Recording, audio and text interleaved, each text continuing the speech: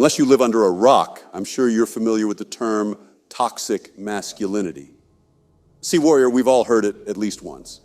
Not only is it everywhere, but it also seems that everyone has adopted it as a universal principle.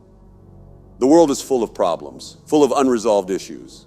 We all try to look for the causes of these problems. We all think we know what the solutions should be. The trouble is, when we try to explain the causes of complex societal problems with banal concepts, after all, it's more comfortable to correlate complex issues with simplistic, arbitrary terms such as toxic masculinity or the patriarchy. It makes us feel we are the victims. Also, it makes us feel accepted by a group that thinks the same way. However, it is dangerous because it reinforces our ignorance. It does not let us see past the connotation of the term. It stops us from having conversations and actually learning from different points of view. See, warrior, the world is difficult and complex, so complex that attributing certain problems to a particular gender or race will not solve our problems. Rather, it will create new ones. It will only intensify the existing divisions that we already face. Divide and conquer, the old adage says. When you ask a woke person what exactly it is, toxic masculinity, and push to get a clear answer, you'll only find out they don't even know the definition of what they are preaching. Yet their worldview, their thoughts and actions revolve around it. But what exactly is toxic masculinity? Is it really toxic? Are people letting vague terms define their world perception without even questioning it? What is the actual threat that we face as a society? Buck your seatbelt, warrior, because shit is about to get interesting. Let's start. Toxic masculinity is a term that has been thrown around a lot lately, especially in social justice or woke environments. According to these circles, the traditional attitudes associated with manliness perpetuate toxic behaviors such as domination, aggression, and oppression. These traditional attitudes rely on acting tough, not showing any trait of emotion, and seeking power. Modernity perceives these traits as dangerous to society. However, it seems that people do not make any effort trying to understand the source and nature of these attitudes in the first place. Why manliness has adopted these traits. Where do they come from? Well, they come from our inner and deep fear of death. Let me explain this in 2 simple points. Number 1, need to ensure legacy. Since the dawn of time, men with higher status had the privilege to mate with the majority of women, simply because women tend to prefer men who ensure the highest probability of survival for themselves and their families.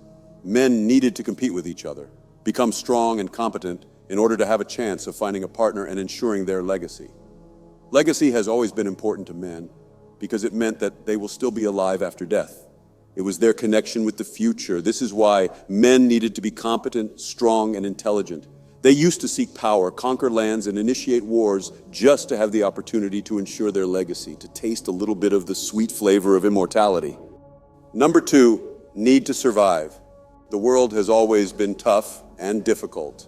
Unlike nowadays, life was not taken for granted.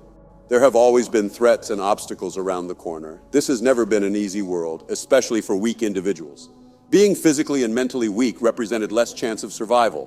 Whether for protection or getting important resources, power was crucial. Men needed to become rational, stoic, and strong to fight for their lives, to protect their communities and their families, and to provide and prevent the death of their tribe members. Physical confrontation was a daily aspect of their lives. This is why they could not show any emotion. It represented weakness in the eyes of the enemy, and as leaders, they could not show any traits of instability in front of their tribe. If you are enjoying this video so far, make sure to subscribe to not miss any future similar content. Now, let's continue. With time, men developed the necessary traits to survive in this wild world, characteristics that later helped him to build and maintain the society we currently live in and which we are all benefiting from. Without men and their toxic competitiveness, we would not have cities, cars, bridges, railways, trains, computers, the internet, airplanes, and many more engineering and technological miracles. In fact, it is honest and hard-working men who are keeping this system together, doing the hard and most important jobs that our society needs in order to function. If you look at the percentage of men in these essential jobs, such as garbage collectors, firefighters, electricians, plumbers, truck drivers, engineers, construction workers, and so on, at least 95% of them are all men. We cannot deny the importance of men in our society. We cannot deny the important place of women either. Actually, we both need each other. We complement each other. Like Jordan Peterson once said, men and women throughout history have fundamentally cooperated to push back against the absolute catastrophe of existence. Let's not fall into the agenda that pushes us to create even more division between us. We cannot put all the eggs in the same basket and accuse all men of being dangerous beings. We cannot condemn everyone because of the behaviors of a small minority. Men are not dangerous beings engaging in toxic behaviors by nature. Sure, there are terrible humans that happen to be men, but there are also terrible humans that happen to be women. If anything, the truly dangerous type of men are the weak ones, dangerous to themselves and to society. Masculinity was never the problem. Weakness is. Weak men cannot control their urges and impulses. They are passive-aggressive and unpredictable. They are afraid of confrontation, so they attack from behind. They are unstable and jealous. The only solution I see lies in empowering men, encouraging them to shine, to protect, to contribute to society, encouraging them to wake the inner warrior that sleeps inside of them and has been forced to sleep. Enough is enough, warrior. Let's reclaim our power. Hope you liked this video. Remember that subscribing to this channel is the first step towards reclaiming your power and rejecting weakness. Hit the subscribe button now and join the community of warriors. Stay awesome. See you next time.